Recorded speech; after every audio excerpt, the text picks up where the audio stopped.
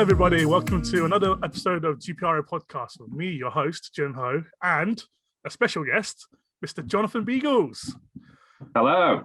Hello, how are you? Jun, I'm good, thank you. Jun, you sexy beast. How are you? Woo, it's nice to hear from you guys. Nah, it's all good, mate. I'm all good. Did you hear that just then? What did I hear? That was the sound of James Hitchens sobbing at someone else calling you sexy. He's he just texted me. Oh, see you later, you bitch. Okay, no, that's my bad. All right. Hey, if I got to cheat on someone, it's got to be with you, innit? You know, can't be with anyone else. Only seems fair, mate. So you obviously, you know, everyone should know who you are. You know, you're a massive forum, you know, superstar, as we call them. Also been in GPRO meetings and everything. So I bet everyone wants to know more about you. So let's go into your early life and, you know, and your current, you know, job and all that kind of stuff. So, you know, introduce yourself, let us know who you are, and go from there. Okay, so my name, real life, I'm Jonathan Beagles, John to our mates. I suppose, what do you want to know, really? I'm born in London, spent most of my life in the north of England, either across in Yorkshire or where I am right now in Cheshire. Married, no children, one cat. My career is, I won't bore you with too much detail, but basically my background's in sales, and my role nowadays is sort of a sales trainer and curriculum manager. So I spend my time basically training businesses on how to sell more effectively. Okay, fair enough. So not a salesman as per se, but actually teaching other salespeople. Sales completed it, mate, a little bit. Yeah, I mean, I remember, was it? I think it was before our Latvia trip. We were on a bus. I distinctly remember this. We were on a bus, and I think we're going to town, gonna have some drinks, and then we were sat at the back of the bus, and you're like, yeah, so I was with Virgin Media, and I did this many amount of sales, and I was like, cool. I was like 16, 17. I was like, yeah, sure, well, yeah. But no, like, so how did you first get into sales then? Like, Well, what a question. Back in the day, when I left university, having done my degree in German with business studies, so I speak pretty fluent German. I really wasn't quite sure what I wanted to do with my life, and I kind of just happened upon sales. People used to tell me that I was good at talking, could talk the hind leg off a donkey, that sort of thing. Yeah. Over the years, I've realised sales is more about listening than it is talking. But yeah, I kind of got into it due to my voice and my ability to communicate. Fair. Was it something that you wanted to do from the beginning, or was it something that you gradually worked into? Certainly didn't go to university with an intention of being a salesman. That certainly wasn't the case. Although while I was at university, I did have my most difficult task as a salesperson. I had to sell the University of Hull to prospective candidates that might want to come to Hull University. The big selling point of the University of Hull, John, as you may be aware, is the world's only submarium. Which, well, at the time it was anyway, I don't know. There may be more submariums now, I don't know. Are you familiar with what a submarium is, John? I am not to know. What is that? It's an aquarium that is below sea level. Okay. Well, that's the crazy thing that this exists, is that if you're inside an aquarium, you can't tell. If you're outside the aquarium, you also can't tell. Yeah, I was going to say, like, we got this script of like, tell people about the submarium. Yeah. You talk to people like, what is that? You go, it's an aquarium, but it's lower. just probably below, not worth just talking below about. Ground. Yeah, I didn't know there was a separate word for one. You know, above ground and underground. That's really interesting. Yeah. Submarium. You know, I've known that while you were in university, you went into a very popular program here in the UK called University Challenge. Yes and no. Okay. Yes, I applied for my university challenge team. Yes, I got in. But no, we didn't reach the televised rounds. We went out in the round before the televised round. But I got to go to Granada Studios. I got to do like a sound test and sat down and did like a quiz of questions. Fun day out, So yeah. So you weren't sat out like on TV where there was 4 people on the table and you had to buzz in on the certain. There were 4 of us around the table, but there were no cameras. So, okay, that makes sense. Fair enough. Fair. So very interesting life you go. Mostly sales. Want to speak some German to maybe our German listeners? Also, hallo Deutsche. Ich hoffe, dass ihr gut seid und dass ihr ihre Zeit, diese Zeiten genießen eigentlich, so viel wie es möglich ist. Yes, well said. I mean, yeah, translated for our English. The Germans are now going, well, there was that grammatical mistake and that one. I said something on the lines of, I hope that you Germans are doing well, enjoying life as much as you can during these times. Yeah, good message to our German people. So let us talk about how you got into GPRO. So how did you find the game? How did I originally find it? I was in the middle of living in Germany, funnily enough. Ooh, okay.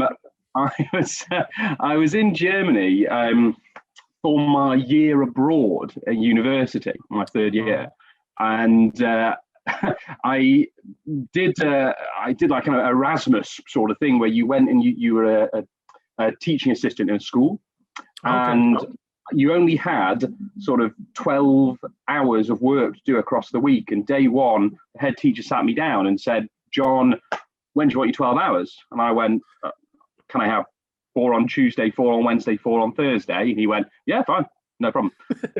All in German, by the way. So I went, what? So for a year, I had a 4-day weekend. Wow. Friday, Saturday, Sunday, Monday. That's amazing.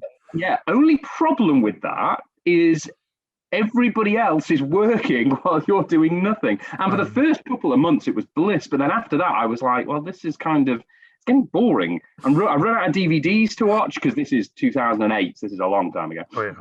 DVDs to watch, I can't remember if Netflix was a thing, but I don't think it was, or at least I didn't have it back then. I think it might be a thing, but it's just not online. I think you have to rent. It's like Blockbuster. Yes, you're right. You have to rent the DVDs. Yes. That takes me back.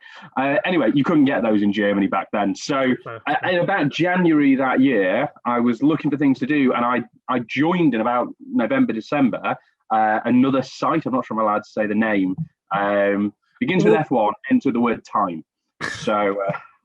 I think it's blacklisted in the forums, but that's fine. Whatever it's called. So I joined that, and I liked it, and it was fun, and it was all right. But it was, it was, you set your car up for the race, whatever, and then there was nothing else happening. The forums were dead. Yeah.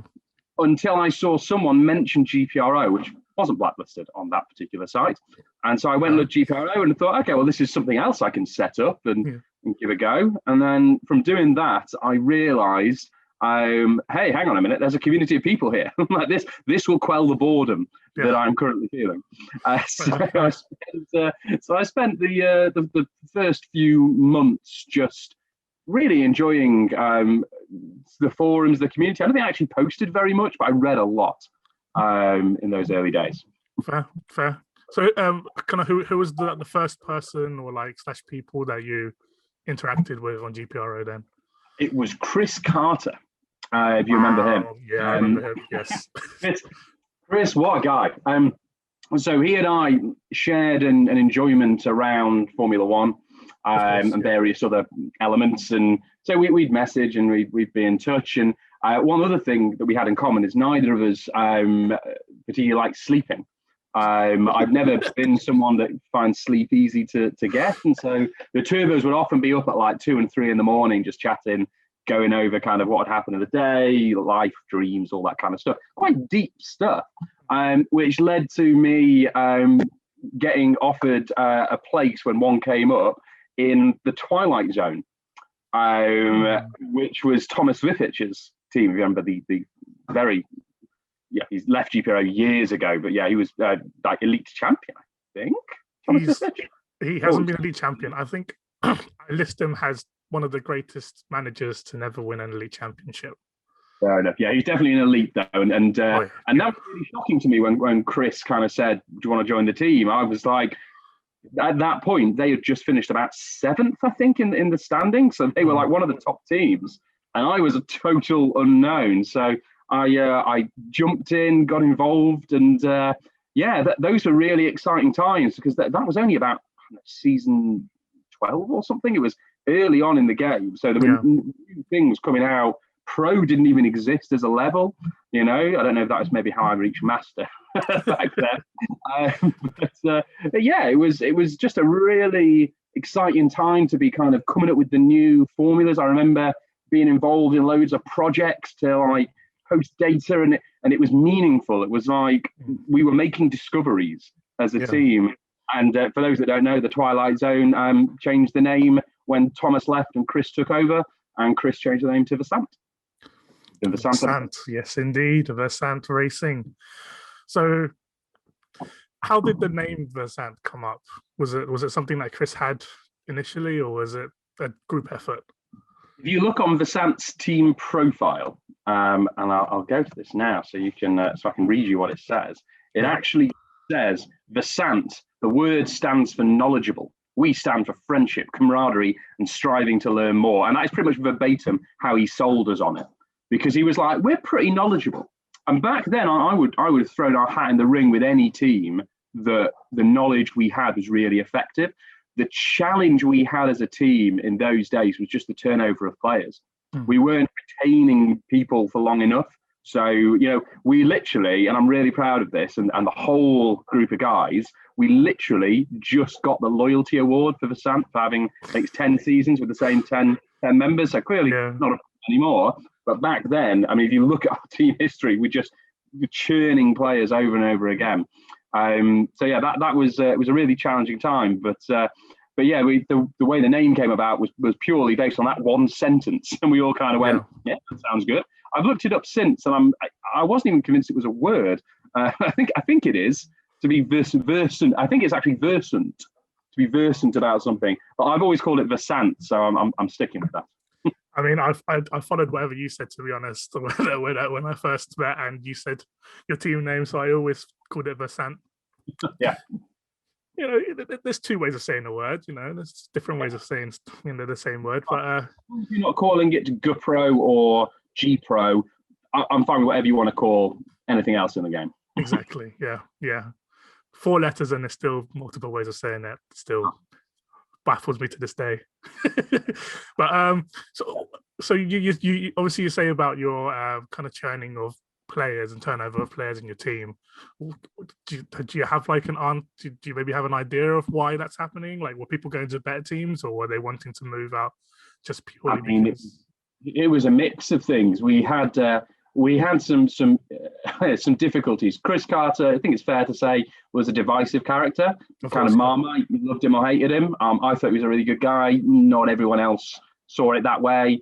And so there was definitely some inner team struggles, which led to eventually, I think, I could be wrong on this, but I think Chris stepped down and I stepped up to team leader. I think. This is going back a long time now, mate. Like a decade. That's fair.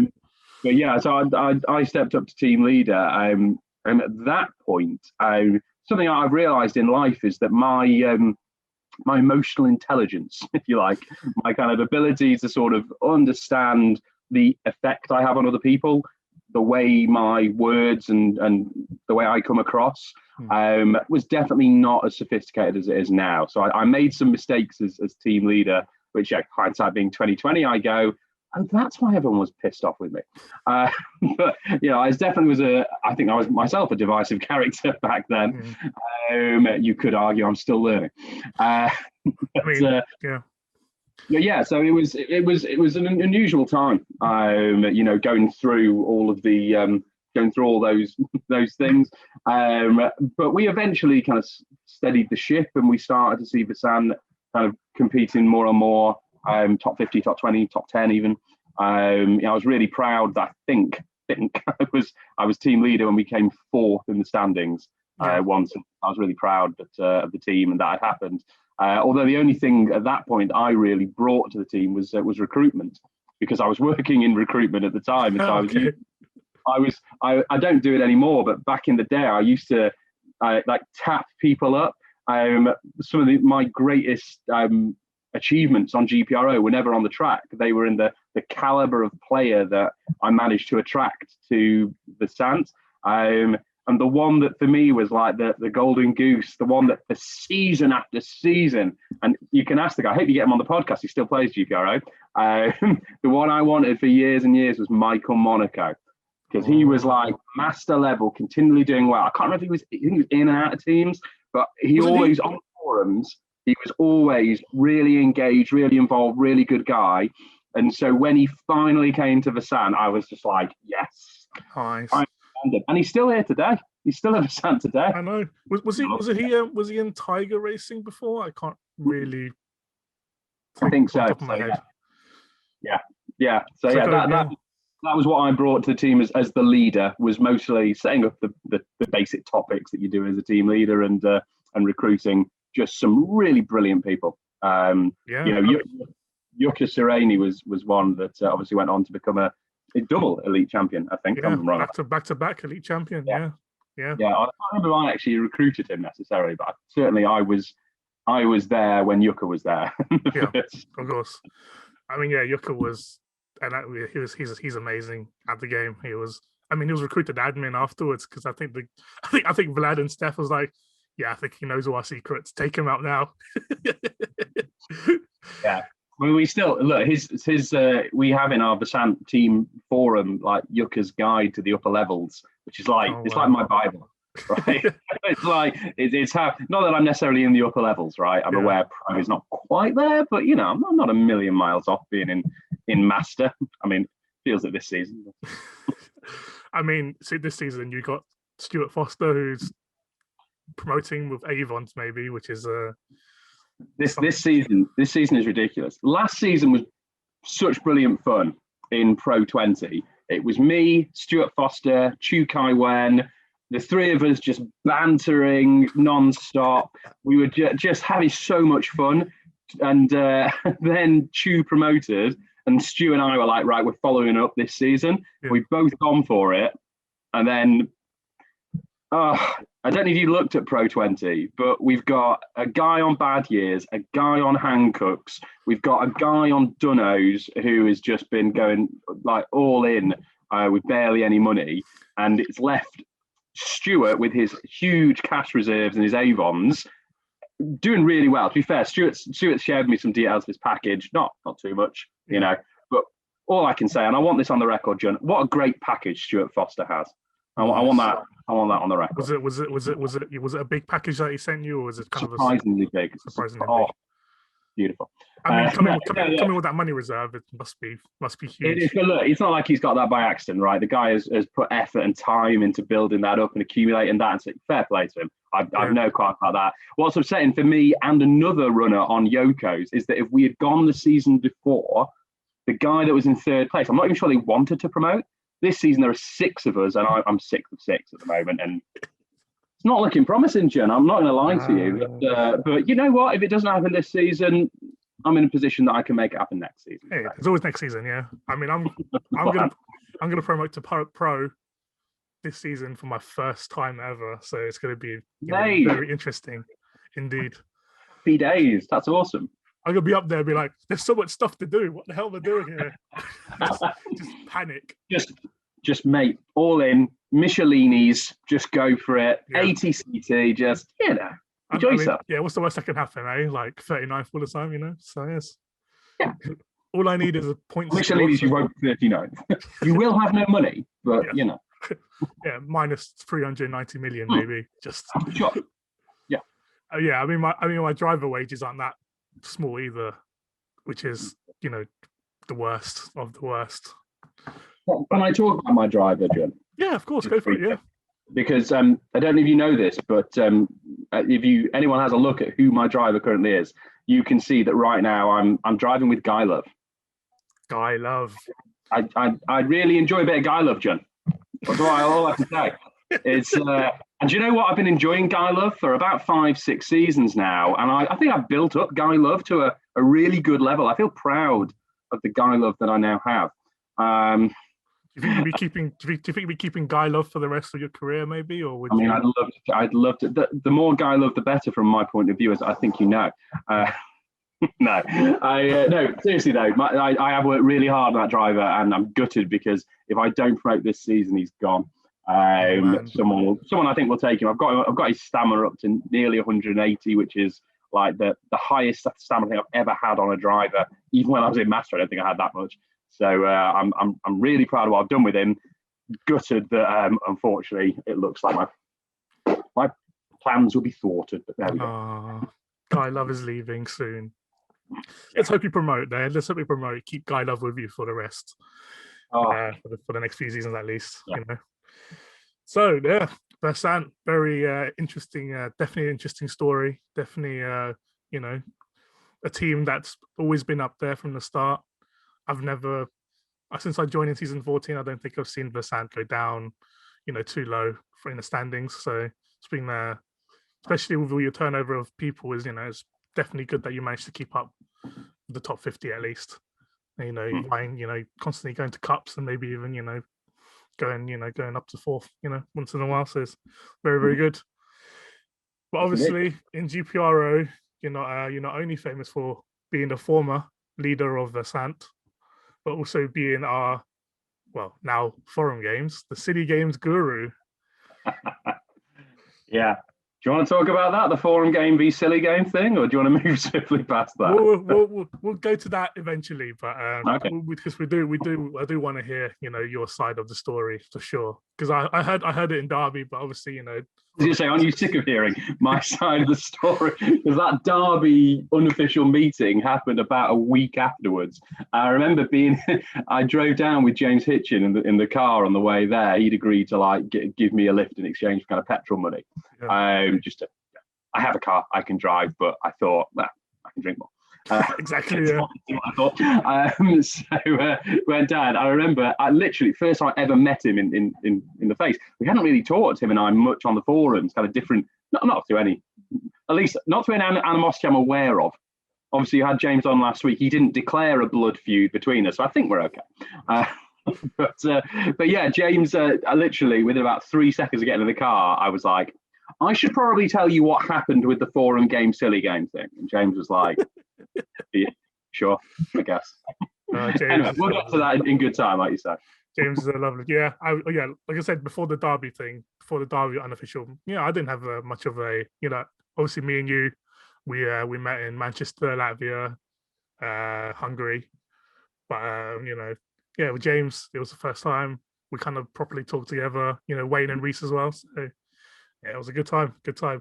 Speaking of, if we do have lockdown ending in June, which I'm not putting my hopes up, but hopefully let's do that. Daumen gedrückt for my German fans. I don't have any fans. I do have a German godson. Anyway, move on. Hey, Stefan Bogenreiter is your German fan, right? I mean, I'd say, look, I've been to Stefan's house. He's a great guy. I would say he's a friend. Met him several times. Really good guy. I've not been to his house in about a decade, but I've been there. You've been to his house. That's all that matters. Yeah. Lovely house in Munich. But if the lockdown does end, we do potentially have a planned unofficial meeting here, maybe mid-July, maybe end of July. Obviously, me and John will definitely be there. James also. So if anyone in the UK or outside the UK are interested, obviously go to the GPRO Meeting thread and by all means state your interest. And honestly, just to say, the GPRO meetings are just the most fun. Like the fact is that I've met so many people on these meetings. I've been to all the ones you've been to, and also Estonia, Greece, and I feel like there might have been another one as well, and several unofficial Scotland ones as well. And just the people you meet, you don't have to be socially brilliant, right? You don't have to come in and wow everyone. Some of the nicest people I've met have been people that have actually been quite quiet, quite reserved, and we're just there to have a good time and talk to like-minded people. And that's the beauty of it, really, is that, I know I'm bloody talkative. I can hear how much I'm talking now. You did invite me on a podcast. What did you expect? Exactly. but yeah, I know that there are people out there who think, oh, maybe is this for me? Do I really want to spend time? Would I be expected to do anything? The fact is, all you're expected to do really is come along, bit of bowling, bit of go-karting, and some people don't even do that, right? Some people just watch, as you know. Yeah. And just don't be a dick. Exactly. That's kind of the main rule, right? Don't be a dick. You'll be fine. I mean, if you can drink, if you can dance, if you like nightlife, this is for you. I'd suggest even if you can't dance. I mean, I love a dance, but I've seen some attempts by certain GPRO players who shall remain nameless at dancing, and I mean, now you've got rhythm, mate. Oh, yeah, I'm not saying that what you do with that rhythm is good or even legal, but you've got rhythm, mate. I mean, I'd say, do you remember the Latvian, when we went to Latvia and we had that nightclub? We were there until like 7 a.m. It was just me and you left. Everyone, there was like 5 or 6 people in that nightclub. And then by like 5 a.m., it was just me and you dancing in the middle with like a couple of girls. And then 7 a.m., we went back upstairs and it was as bright as sun. I was like, okay, we've been here all night. I hasten to get back up without the girls. That made us not like proper ballers there. Like we went up at 7 a.m. after dancing with girls. Like the other girls did not come. Oh yeah, they didn't come, but they danced for a while. Oh, they were within our proximity, Jun, and no one can take that away from us. Exactly. So, oh man, we're going for a tangent, man. This is amazing. This is what happens when you get 2 really good people, really good friends, just talking and having a little chat. It's amazing. But let's go back to the forum games. So, how did you start with forum games? Did you what was the first game you played? If you can remember? Well, I mean, my background with kind of creating games precedes GPRO. So I don't know if you know this about me, but basically when I was a child, my dad was made redundant, and that meant that my brothers and I, there was very little we could do to kind of entertain ourselves because there wasn't the money we couldn't go to the cinema. Yeah, Pokemon cards are big at the time, and we couldn't afford to have those.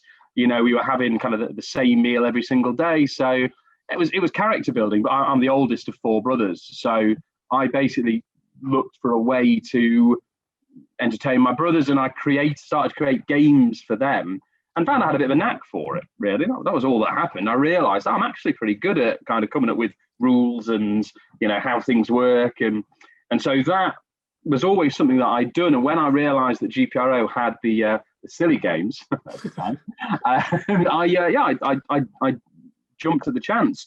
I think. And I could be wrong on this, but I think my first game was QRO, Quiz Racing Online. I think that was the first one I put in place.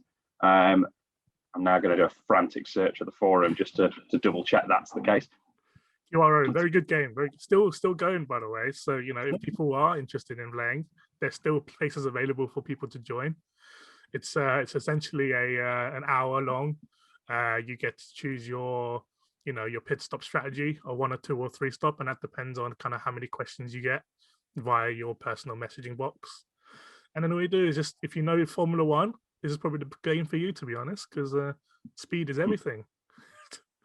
That's the idea. The idea is you've got to be right, and you've got to be quick. That's exactly the idea. Do that, and you're there. Yes. I'm going back now. And it was Quiz Racing Online. That was my first. Quiz Racing Online is a very good concept. Basically, the reason that came about with QRO, as I'll be honest with most of my games, is I see things that other people do, and I look at it and I go, that's good, but this would make it better. And I think someone did like an F1 trivia thing where they asked trivia questions or something. And I went, well, that's good, but actually, wouldn't it be better if it was live? Wouldn't it be better if the speed that you answered the question actually related back to your position on track? And so built up kind of a live thing. That's how combat started as well, by the way. Not that I've done one of those in years, but that was a Mafia game. Do you remember Tony Methan Skyler? I don't know if I'm saying that right. The most disliked forum mod ever. Yes, indeed. Apart from me during that short period of time in that thread. Yeah. So Tony in Mafia. I used to play Mafia. Mafia used to really frustrate me. Like I was literally sitting there and I was like, I'd like to punch this guy in the face. And then I was like, hey, what if I designed a game where I could punch Tony in the face? That's how Combat was born. Because I basically went, well, let's do Mafia, but let's, instead of it being just about intrigue of who might be which role, let's make it intrigue of who might be which role, but the people can actually attack each other kind of live in battles. And so all you see is the two characters battling, but you don't know who's behind the characters. That was the idea. That is, yeah. I mean, yeah, I remember seeing that a long time ago, and I think that was the last one you did. And I was like, yeah, I'll join the next one. And then obviously, personal problems and all that, you left, and then I left, and then it just never happened in the end. But to tell you what, Combat Star Trek is still unfinished, and I will finish it. You might have seen, I did a vote for like which games of mine to kind of bring back when I rejoined, and that one was like I think the 5th most popular or something. So I'd done the top 3. So I think it's Outbreaking NASCAR next, and then it's Combat Star Trek. Fair enough. Yes. I mean, you were obviously the centerpiece of most brilliant games, but one of the most yep. What do you want to say? I was just going to say that I'm at the centerpiece of several really good forum games. I really wouldn't go as far to say I'm at the centerpiece of most forum games. There are some brilliant forum game designers out there, guys like Nate Lung, Alan Halford, top of my head here, goodness me, thinking of old ones that aren't about anymore, like Gunter Bosman. Anyway, there's loads of really good guys. Kevin Abdallah, when he was in stuff, there's some really, really talented guys out there. Apologies, I haven't said your name. If I think you're talented, you know it, right? And to be fair, Jun, I'd actually throw you in the mix, mate. Your forum game hosting of late has been top quality, buddy. I've been impressed. I'm trying to awful. Yeah, I'm trying to rebuild my reputation from before, where I was known as the unfinished silly game host, where nothing just finishes. They just stop in the middle for no reason. You did do that a bit. Yeah. But So obviously Evelyn, he did the Dobra, he did the Closer is Better game, which obviously I'm hosting now. Mm-hmm. Yep. Obviously Nate did the Power Racing, which is obviously running now. That's pretty good. You like just taking over other people's games, don't you? It's all about GPRO wasn't your game either, and you've taken that over. Yep. So if you feel you're doing a good job with it. So. Vlad's going to sell GPRO to me. So yeah, all about GPRO was I think it was Michel Kupski. It was his idea. Mm-hmm. Obviously, the thread is now called Fluffy Bunnies on there. Nice little hidden Easter egg there. Mm-hmm. But so obviously you're famous for QRO, Combat, Outbreak and all that kind of games. But one that you've also hosted, but one actually your game is Turg, the Elite Racing game. Well, again, I certainly was involved in making.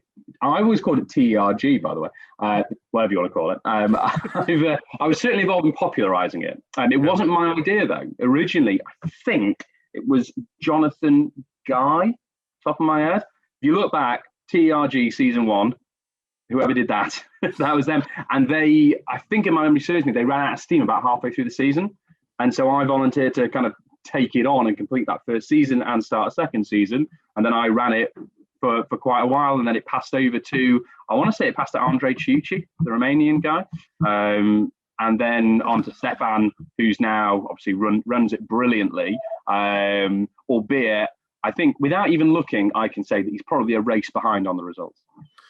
Just a couple. But, I've started doing the TERG Cup again, so I've still got a little bit of involvement in it. Yeah. I mean, when I first joined, I think that was apart from the cricket game that Jake started, Turg was the first game that I actually properly joined and kind of followed for at least a couple of seasons. Obviously, I didn't really join all the races, but I can't believe we're talking about forum games and we haven't mentioned F1 Revisited yet. By the way, I don't know if you're planning to go on to that, but that's the game that I'm sinking like actual real world money into making a proper website for at the moment. That's good. Yeah, I mean, F1 Revisited will have its own section just because of how complex it is, and also the new season starting soon, which is why I want just like in lieu of separate. But I mean, let's go to F1 Revisited now. How did that come about? Okay, so F1 Revisited came about because I've always loved Formula One. I've watched every race live, as in on TV, since 1994. I wish I'd been to every single one, but I haven't. But on TV since 94, I've not missed a race, and that includes 2 honeymoons when races were on, where I went and watched them. So there you go. So yeah, I've always had a love of F1, and I wanted to kind of go back and look at the old days and what had happened. Always had a love of statistics, and those kind of things kind of combined to me looking and realizing, do you know what's really annoying is that everybody that has kind of money and loves motor racing and loves gaming, as I do, except I didn't used to have money, would have these like F1 simulator games and stuff that I just couldn't afford to do, but they looked amazing. And I couldn't afford to buy myself my own steering wheel or whatever. And so I wanted a game where people could actually get involved with being the driver in a forum capacity. And so that's how F1 Revisited came about. It was this idea that you're the driver, you've got to make your decision for each corner in terms of your gear and your braking choice. And literally, it was a case of you send me laps in a message, I reply with a bit of feedback on this corner's good, this corner could be better. Then you set your strategy for the race, and I start running the race. And that was kind of where it all came from. And it's I guess, snowballed over kind of 11 seasons, each season, some seasons lasting nearly a year, because various challenges with doing that. But yeah, it's got to a point now where I've actually got my brother involved. My brother is a developer professionally, works as a head developer, actually, lead developer at an organization. And he is actually a bit of kind of family friend, mates rates kind of thing. But he's already last season created the website for the race. Although I was using Google Docs for all the drivers, which is, I don't know if you ever tried to run a game with 40 interconnected Google Docs, but it's an actual nightmare. Massive shout out to Macca, to John McClane, for all of his help and support in making it a reality on Google Docs. But ultimately, you know, a workman's only as good as his tools, right? And Macca was working with Google Docs, which is not great. It's okay. But the game had kind of gone to a new level by that point, and I could tell from talking to the players on the forum, they were getting really frustrated with how long it was taking to run the laps. And even though we were putting things in to kind of try and change color as the lap gets closer to being completed, it still sucked that you had to sit there for like 15 seconds every lap. So we're now moving it to a website where when you run a lap, it's done. It's there, leaderboard updates, everything's on there. We're going to move everything onto there. So the team principles, the multipliers, everything, and you'll sign up to it. You'll be able to get email reminders sent to you if you want it. There's going to be loads of great stuff going on. Although I hasten to add, it will never be for profit because it uses real F1 drivers and real F1 teams. So as soon as I make a penny off it, I'm screwed. Lawsuits coming in. Lawsuits galore. That'll be done. Yeah.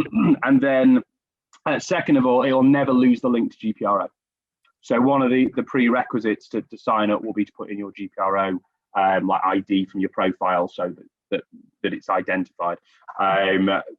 Obviously, I'm not going to be taking any data from GPRO other than data that person wants to supply. I'm not planning on taking anything like that, but more just the point that F1 Revisited doesn't exist without GPRO. I'm no intention of taking it away just because I put a lot of money, time, and effort into the new website. Yeah, fair enough. Because obviously GPRO has that limited login option that they use, obviously, GPRO organizer and stuff like that. Would you be wanting to use that to kind of? It's not top of my priority list. Put it that way. Yeah. I might do, but no. It's more about. I'm not looking to get people joining the game that aren't in GPRO. I'm looking to have it as still a forum game, still something that starts with GPRO people signing up, and then they get directed to the website to set an account up. Fair enough. Do you know I was going to say, you never know. It might even generate some new players for GPRO, I suppose. If people found the website and then dropped me a line and said, I want to join, what do I have to do? And I went, go sign up for GPRO would be my response. So, Obviously with your referral link, you need to put your referral link in there, get some nice little support credits in there, Yes, indeed. On the next season of QRO through my F1 Revisited credit. Fair. No, I really do like the game. Obviously, at the moment it takes quite a lot of time trying to, firstly work out braking distance and that. I mean, the game got so complex and so, good that it got to the point where players were actually making calculators for your game to try to work out, how everything works and all that kind of stuff. And beauty of it, Jun, is that what I've tried to do with F1 Revisited is take it back to those old days of GPRO when there wasn't just a tool that told you what the right setup was. That doesn't exist. Still to this day at F1 Revisited, nobody gets an absolutely perfect setup on every corner. It doesn't. The only track that happens on is Indianapolis, and there are only 4 corners, and they're all like pretty much flat out. Yeah, so exactly. And then so I use that as kind of a test mostly. Although I'm still in two minds because we're into 1961 and the Indy 500 is no longer a championship race. So, oh no, I'll probably keep it in. People like it, and it produces crazy winners every single time. Exactly, and it's kind of like a nice little kind of teaser for people to come in and kind of learn how to play the game. Exactly. But yeah, so the whole idea of F1 Revisited is that and the thing I've always wanted is to make it that it pushes people to try harder, and any new player can come in and within 2 seasons challenge for the title. That's what always been my aim. What I don't want to happen is new players come in and challenge for the title in season 1 they're in. It's not the end of the world if they do, but it's relatively unlikely because they'll probably be in a lower team. Yeah. However, if you look at a great example is Graham Mercer. Graham Mercer came in with the JBW team. I don't even know, but that's my initials reverse. My initials are JWB, by the way. JBW. He joined that team and he basically did really good work on his setups. So everyone can see how good people are doing in terms of how close they are to a perfect lap. So he did really good work on that. And although that was a car running at the back of the field, a bit like Fernando Alonso in the Minardi, all right? He was outperforming the car. And so the next season, Tim Wagner signed him up to stick him into Ferrari, and boom, championship contender from the get-go. Playing as Brian Naylor, an old F1 driver who I don't think anyone knows anything about. But there you go. I mean, so that's always been my aim with that game, is that there's no tool out there that's perfect. I know that because I see some of the discussions in the kind of QTs and Discord servers and stuff. I know people develop them and work on them, but no one's cracked it yet. And the beauty of it is, if anyone did ever get close to cracking it, I'd just change the formula. Because it turns out Formula One do that all the time.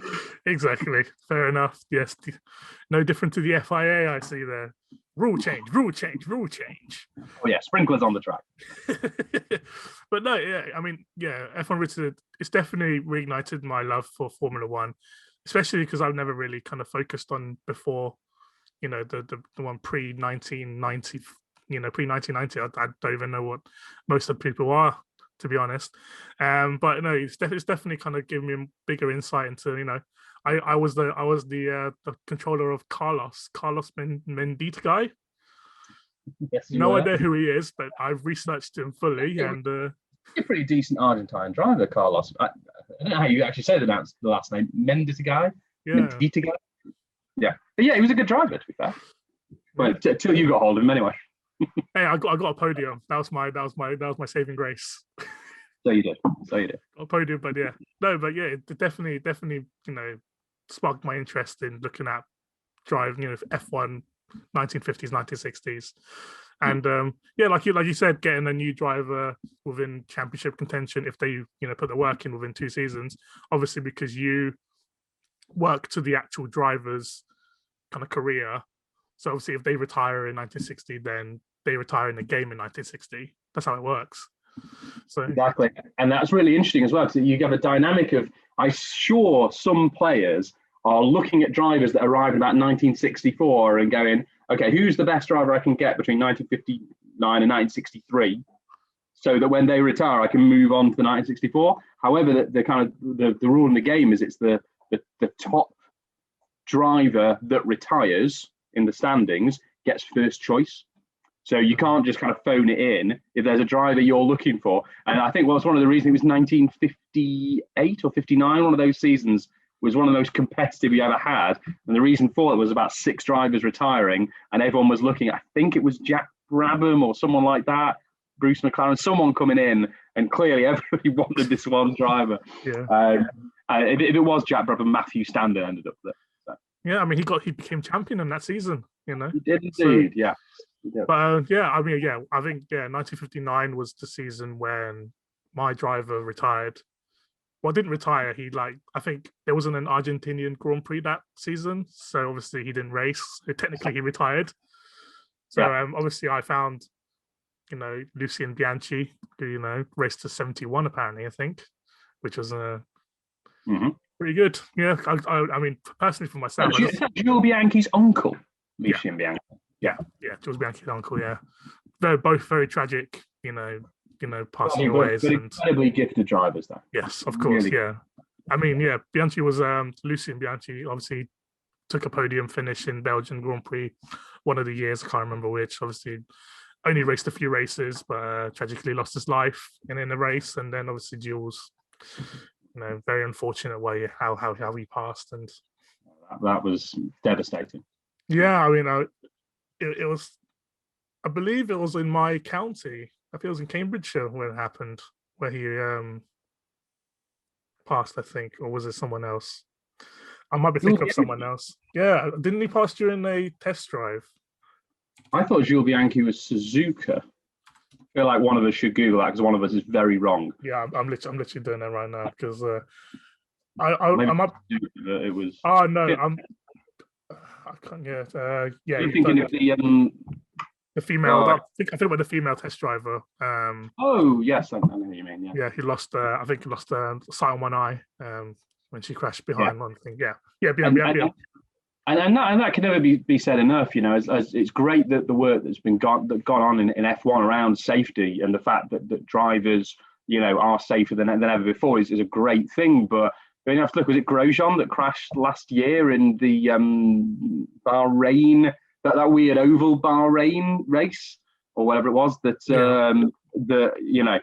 you see things like that. In fact, he walked away from that is incredible. But yeah, I take my hat off to any Formula One driver. The furthest I ever got was go-karting in the motorsport pyramid. And it was all right, but I was never going to be anything special there. Hey, you're good in go-karting.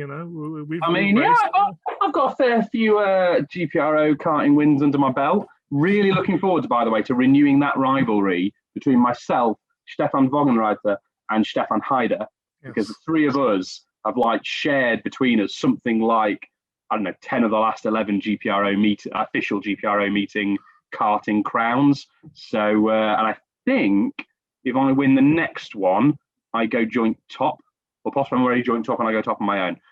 Either way, I'm motivated, Jun. And winning the Derby race in just ridiculous conditions, pouring rain, has not slowed my appetite down any. Put it that way. You're just as fast in the rain as you are in the dry, and that's what you need. Definitely not true, but I'll take it, man. You need the skills to drive in both dry and wet. So yeah. Do you know what I actually hope for? I actually hope for a wet race in Barcelona. I mean, this is real life and not GPRO. This is not going to be 48 degrees in Finland, mate. It's not. It will be sunny, right? It'll be like Greece. It'll be sunny. And hopefully, the result will be like Greece. This guy's going to win. Oh, fair enough. I don't think I've seen you win a. I've been to 3 GPRO meetings, participated in 1 race. The other 2, I had my shoulder tear, so I couldn't wear a helmet. Yeah. So Manchester, I think Chris Williams won that one. Williams won, yeah. Latvia, I want to say Stefan Heider won. Yeah, Heider won that one because I was cheering for him for a while. Thanks, mate. And what was the other one you were at? And then Hungary, Wagenreiter won that one. Wagenreiter. So basically, you're my bad luck charm then, because I've only been to about 7, and I think I've won about 4. So basically, when you show up, I don't win.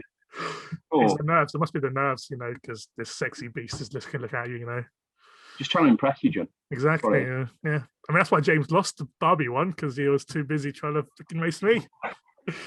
That's a nice theory. My theory is that James totally messed up and stuck it in the barriers, but him doing that because he was thinking of you, I guess we can both be right.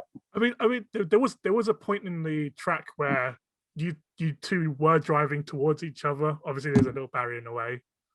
There was a right hand turn, and then there was like a massive hairpin, couple of hairpins around. So we might have locked eyes. Who knows? I don't know what happened, to be honest. But he did spin, Did you qualify on pole that day, by the way?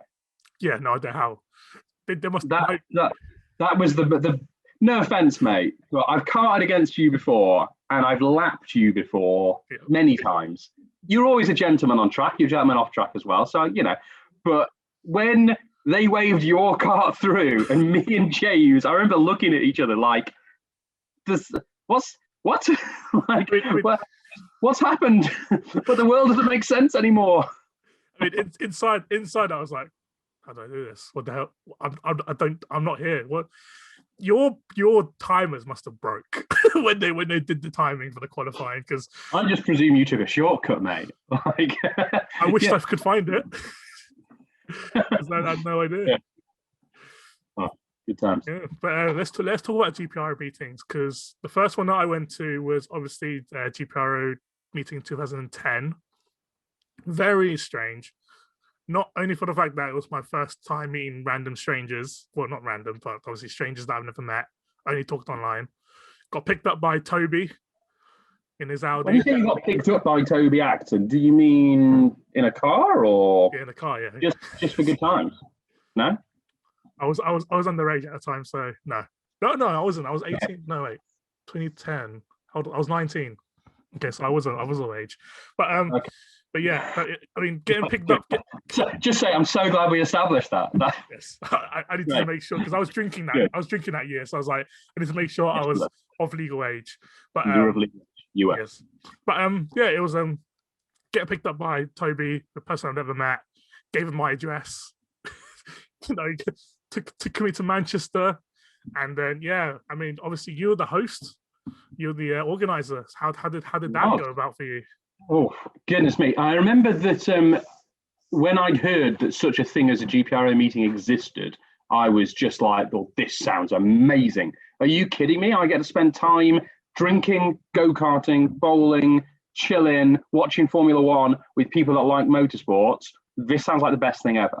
So when there was people talking about, somebody mentioned, I forget who, someone, it might have been me, I don't know, someone said, one in the UK would be good. And I was like, well, I've not got any experience doing this, but I'd happily host it. And the beautiful thing about hosting a GPRO meeting is all you really need to do is book a go-karting track, book a bowling place, and generally have a rough idea of where is good to eat and drink. And that's about it.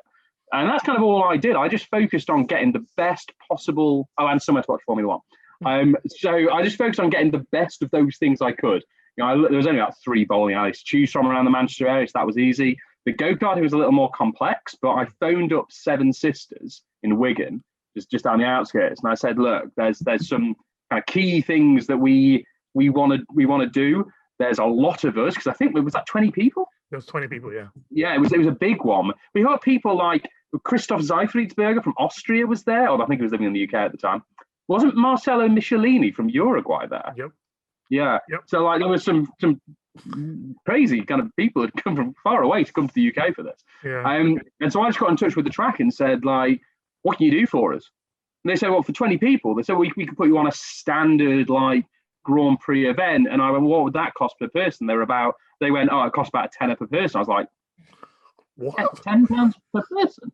They were like, yeah, you do that. I was like, well, I've kind of positioned like 30 to 40 quid per person. What can we get for that? And they were like, you can have the track for half a day. I was like, done. So we actually rocked up in a minibus, which I'd managed to hire as part of the costs of the thing, get there. And we did, I tell you I'm wrong with this, mate, but I feel like we did an individual race and a team race and possibly even a sprint race as well. Like we just were there for ages, just swapping different configurations. And one of my favorite days ever. I loved that, even though I didn't win. It was so much fun. So we did two races. We did the sprint one. So we had a 30-minute qualifying and then the sprint race, and then we split up into teams. Obviously, I was watching from the side, and then we had an hour and a half endurance race. Yes, and Chris and me Stefan and Chris Williams. Yeah, and Stefan, because we were the three best in the individual race. I think it was Chris, Stefan, then me. We all took part solo, and to make it fair, when we had to pit the same amount of times as the other teams, when we pitted, we had to jump out of the car and run around it. Bit like a kind of, what they did in Formula E when it first started, where they had to jump out of the car and jump into another car. Yeah. Like that, except it was like they only had one car, so they jumped to the same one. So, yeah. It was so funny watching on the sideline because you just see you getting into the pit, and then you're just running around in a circle going, "Yep, we pitted. See you later."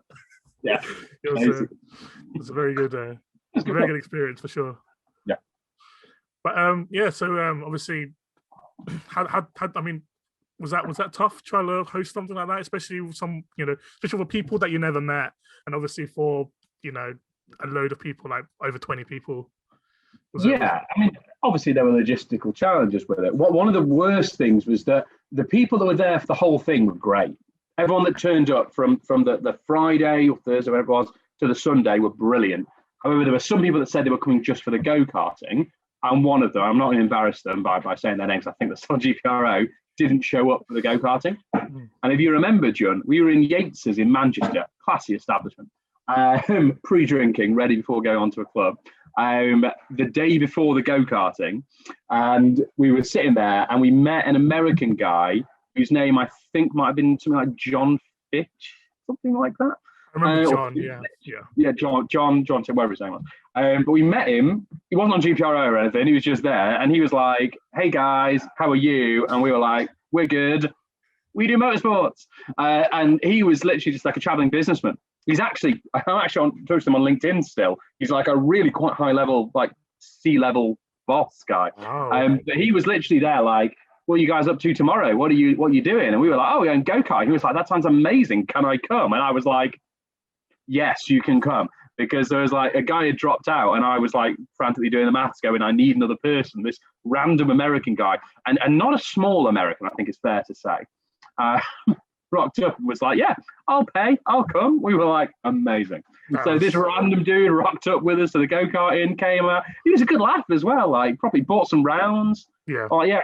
But stuff like that just doesn't happen anywhere other than GPRO meetings in my experience. Oh, yeah.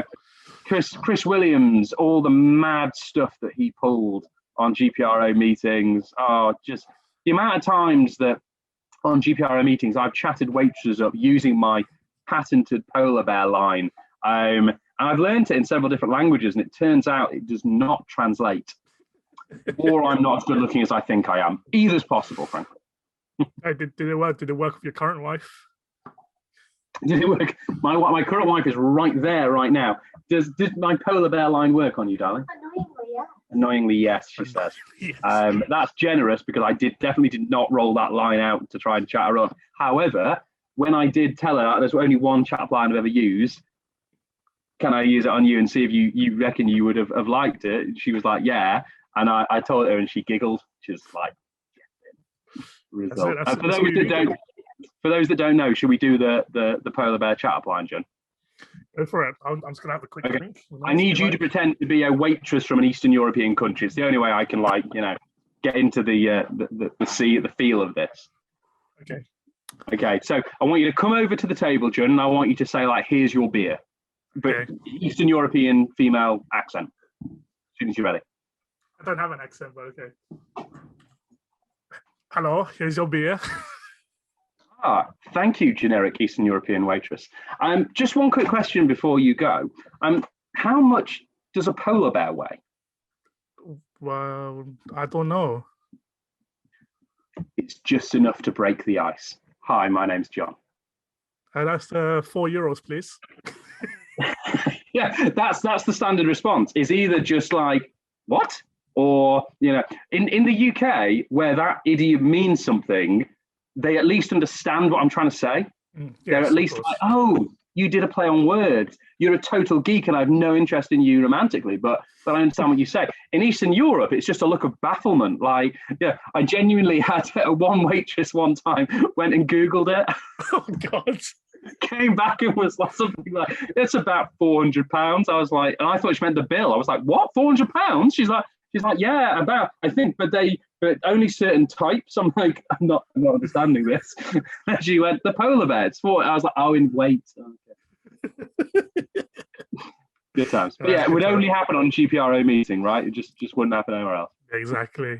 What would you say was your favorite GPRO meeting that you went to?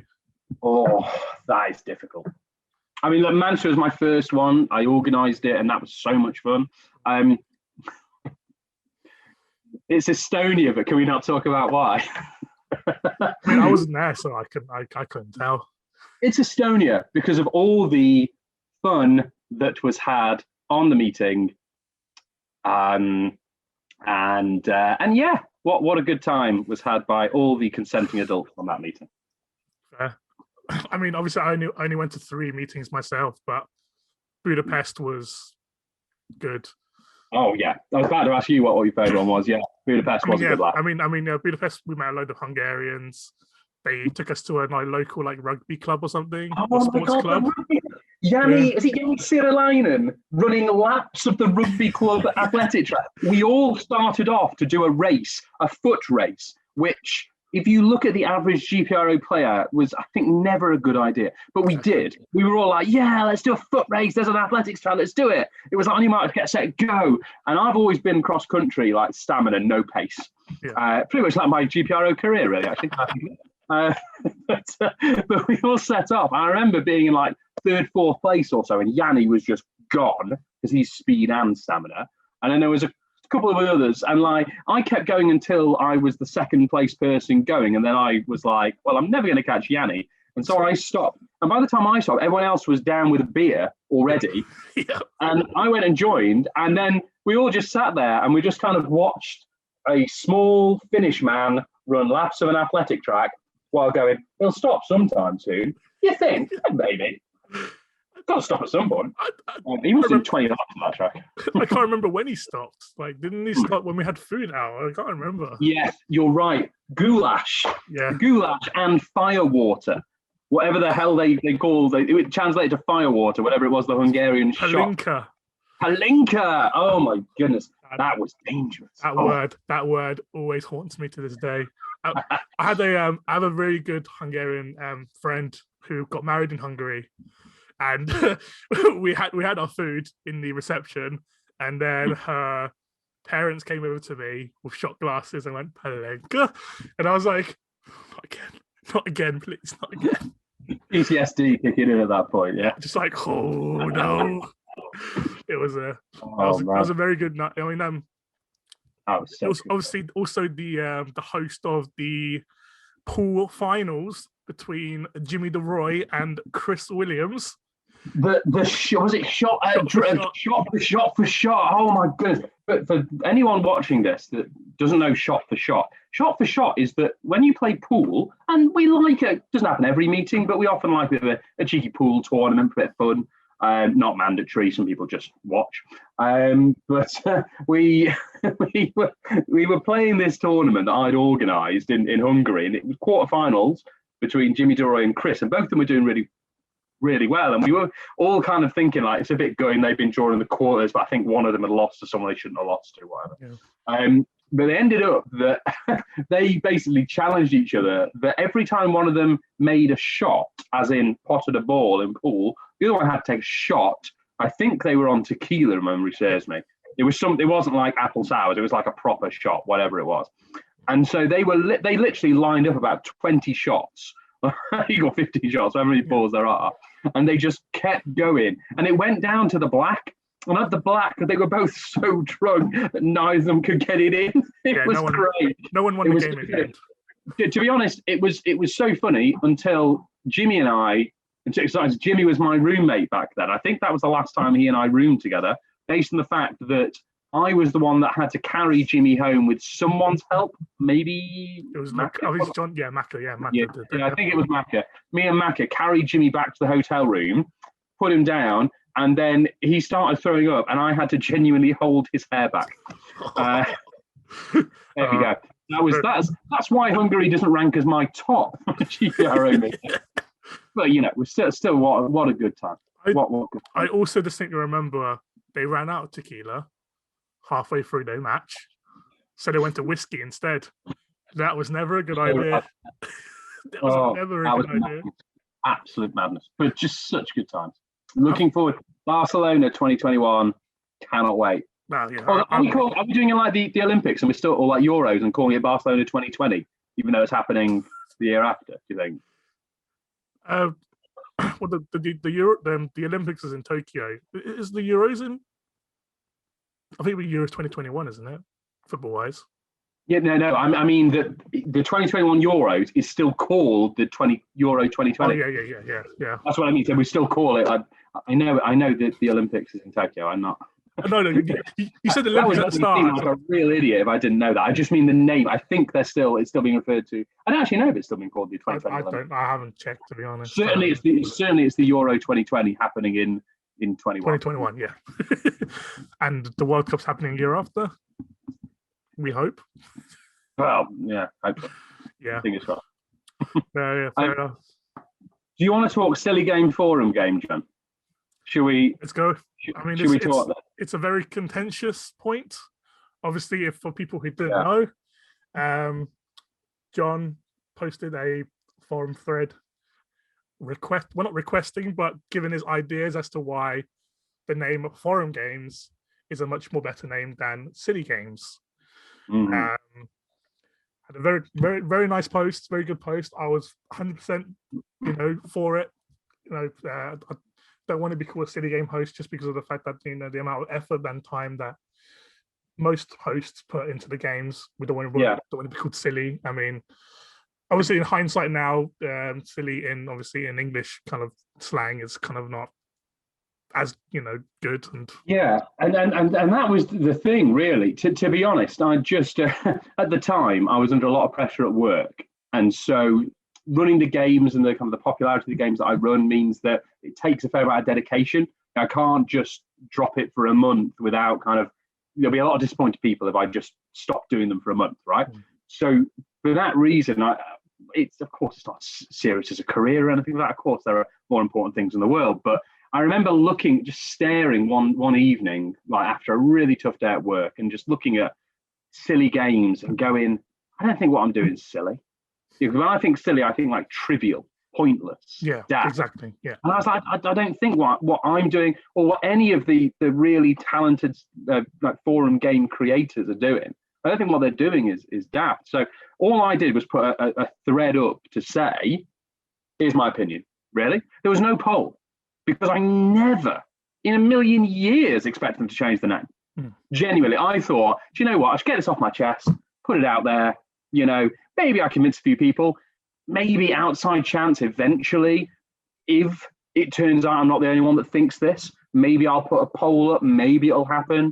That was all I thought. And like if you read back through that thread, the first few like days and weeks, days of it, were fine, right? Everyone was just talking about it. Some people agreed, some people didn't agree. What I kept noticing was that the people that agreed were the people that played the forum games and hosted the forum games, and the people that didn't agree, not all of them, some of them played and hosted, but the majority of the people that didn't agree, just, I remember looking at a couple of these people and going, I don't think I've seen you on any forum games. I looked it up and I was like, you've never posted the forum games, or silly games as it was, part of the forum. You posted 3 times. The last time was 4 years ago. I was getting this is crazy. The people that it's not 100%, it wasn't black and white, but the majority of people that are invested in this part of the website are keen for this change.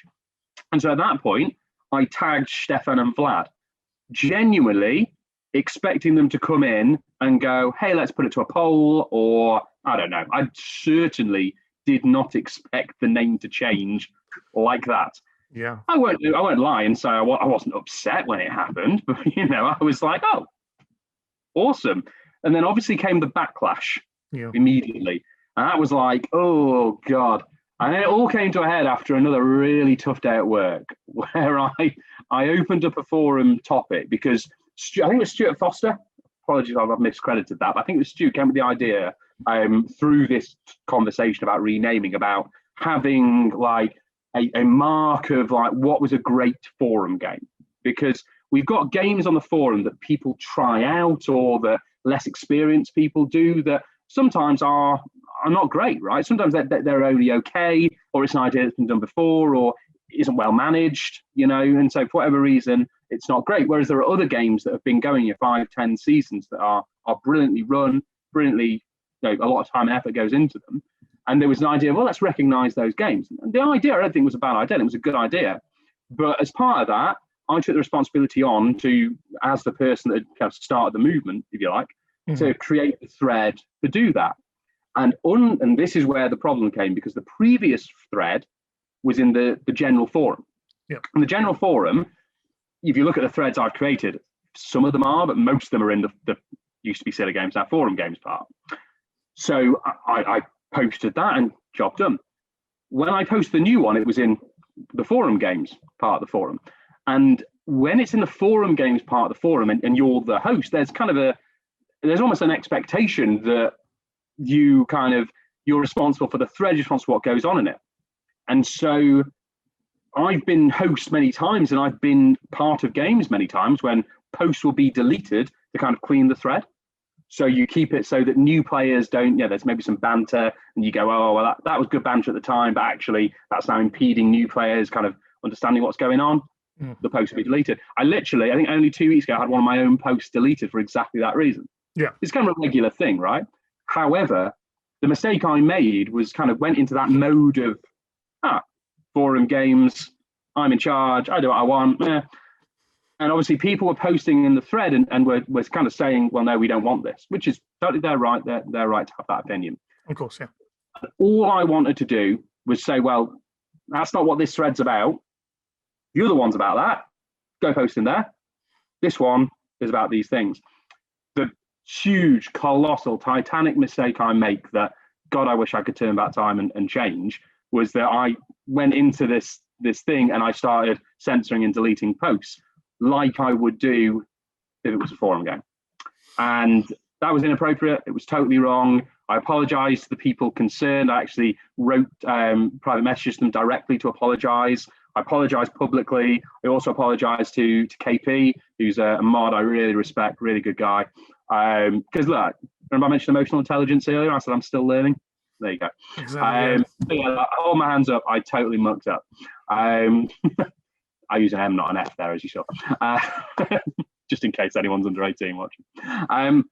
But yeah, the point being that it's a pity, really, because Stu's really good idea got lost in this kind of mire of me, making that mistake. And I remember thinking kind of double crap. Like, number one, well, that idea is not going to happen anymore. Vlad even had to come out and say that he and I aren't friends. Oh, yeah. Reading that post and going, well, I wouldn't have described us as friends, to be honest. I've met him a couple of times. A lovely guy. But, I wouldn't have said we're mates. But obviously he had to say that because it looked like otherwise I was getting preferential treatment, for whatever reason, which is understandable. Still to this day, I'm not quite sure why he did it, but he did. And the other thing, Jun, and this is something I haven't told anybody, I don't think, is that I'd always kind of harbored hopes of becoming a forum moderator in future. And obviously my chances of that now are probably slim to none. I think there are a lot of people that would be very upset if I was to be made that, given my performance on that one thread.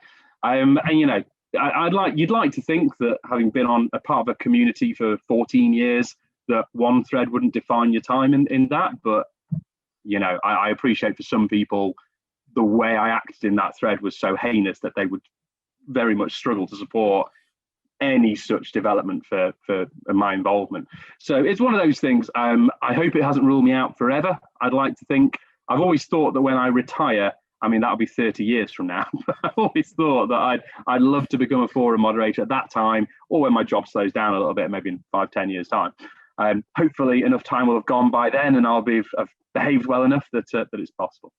But yeah, so that's kind of the long and short of it, really. That I totally messed up. Hold my hands up. I did. But since then, I've just carried on doing what I did the 13 years or so before then, where I just try and be a productive member of the community, try and put on games that people enjoy, and try and just get involved and be a positive force in the universe. That's kind of, I guess, my raison d'etre, reason for being.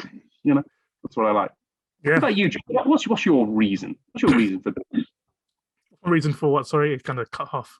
Sorry, your reason for being, mate. What motivates you in life? Just seeing people happy. To be honest, I don't know. There's a lot of different things. That motivates me in life. But I mean, my main happiness is seeing my friends being happy, and that's kind of my main thing. I never really kind of thought about myself that much, so I really do like thinking about other people, and if I do something that can make them smile or happy, then that makes me 10 times as happy. So it's it's definitely what I do. But I mean, going back to your point, everyone makes mistakes, especially in forums and that, and forums especially hard because it's one that you can't take back. It's one that you can't delete because it's there is a delete button. No, I'm kidding. but it's very difficult to try to come back. I mean, I don't know if everyone knows this, but I made a mistake on GPRO before. You were there. It was after the Latvia meeting. Posted a I mean, when in 2010, 2011, I was wanting attention like no other.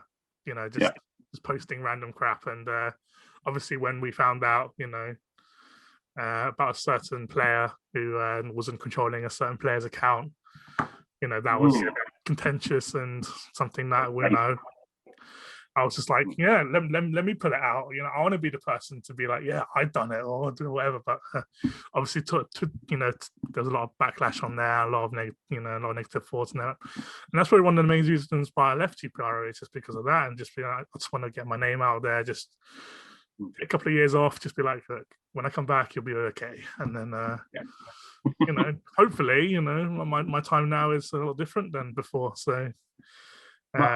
My reason for leaving was a divorce, so I'm not sure which is worse, to be honest, mate. We'll say it's equal. We'll say it's equal.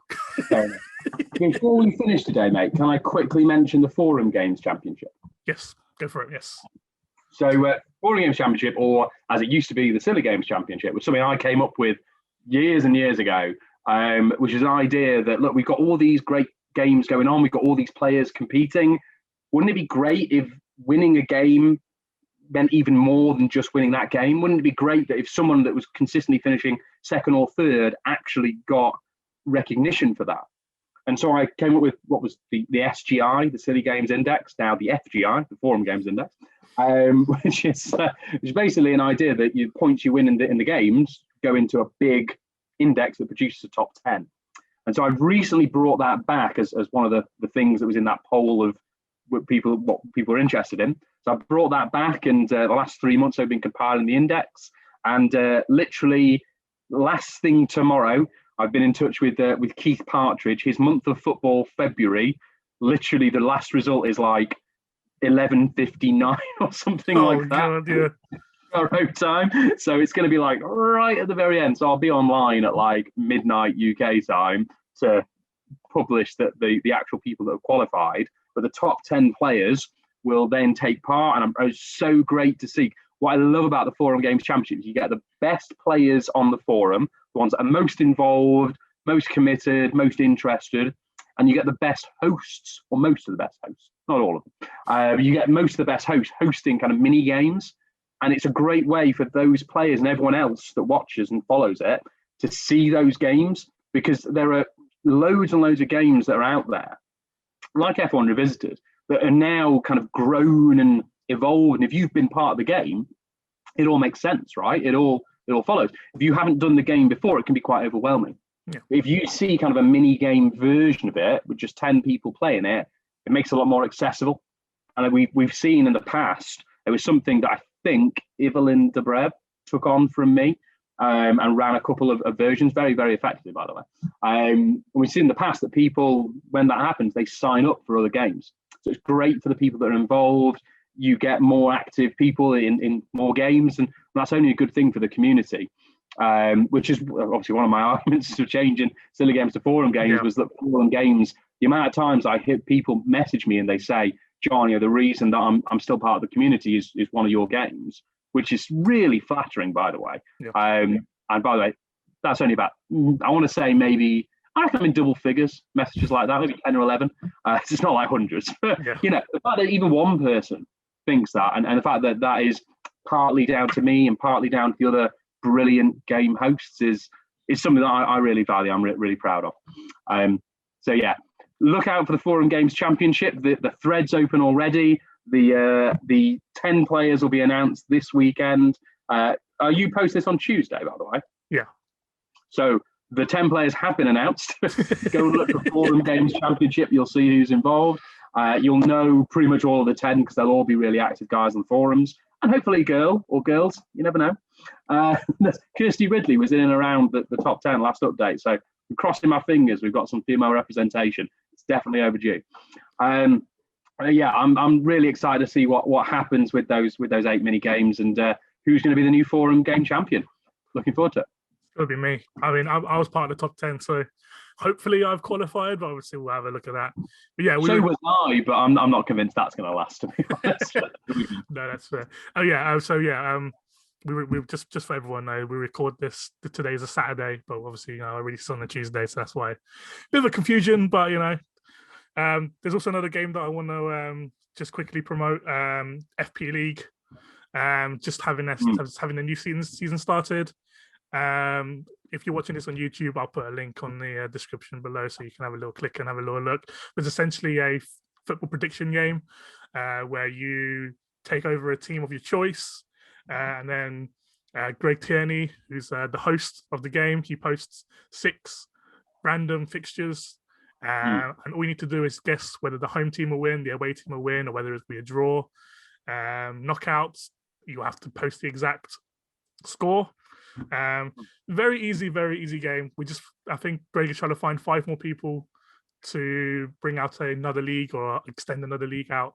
So if you are interested, by all means, if you're watching on YouTube, click the link. If you're on GPRO, just search for FP League and it'll be on there. Yeah, it would be good to see some other new people.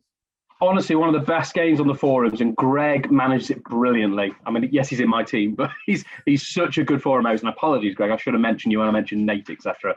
earlier. He's so good. Yeah. Also, in that game, you can actually win the Beagles trophy. Yes. Which, to this day, I still can't quite remember or work out why I'm a trophy in that you could win. But I think maybe when I retired from it, I was one of the better players, possibly. I can't remember for the life of me. But yeah, there you go. There's a Beagles trophy. It's like the equivalent of the Europa Leagues. It's not like the top one. It's like you're not good enough to do the top, but you're pretty good. So, I mean, that's for my GPRO career. I mean, the top league, the top cup is named after the creator of the game, Mark Dudley. Yeah. So the Dudley Cup, it's named after Mark Dudley.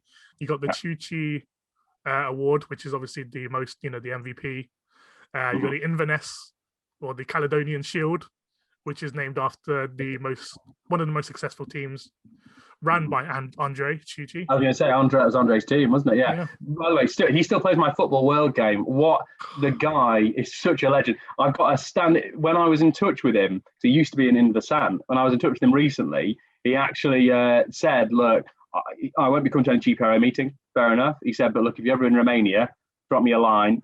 You and the wife can come round for a beer." So what a guy! Oh, just man, a true gent. He is a legend. One of the he's an absolute legend of the GPRO League game for sure, especially in the city game / forum game era.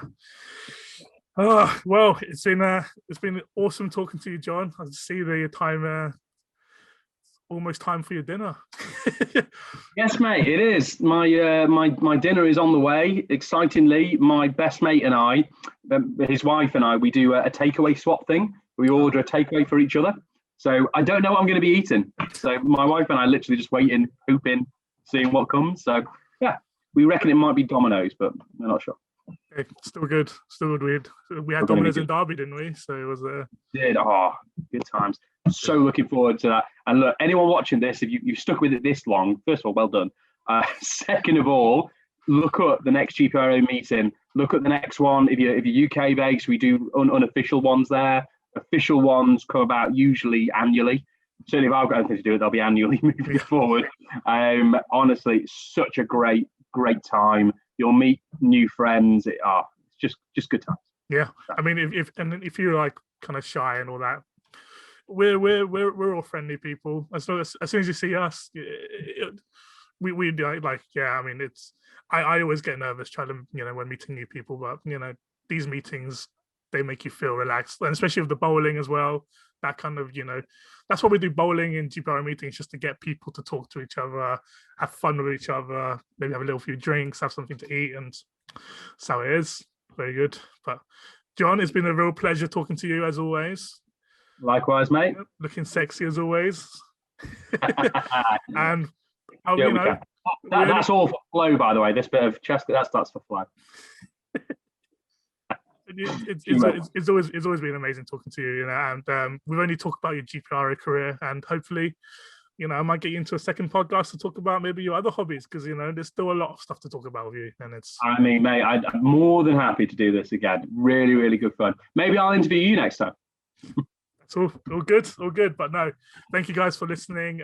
If you do have listened to this long, cheers, and we'll let you into a little secret. The next interview person would be Ahmet Sonverdi. So if you have any questions about, wants to ask him, feel free to message me, and who knows, I might ask him. Yes, I'll definitely ask his moustache questions as well. Don't you worry. His moustache is way more important. But no, thank you very much, John. Really appreciate it. And thank you guys for listening to the GPRO Podcast episode 2. Episode 3 will be out next Tuesday. So by all means, look out for that. But from us, we'll see you guys next time. Bye. Bye.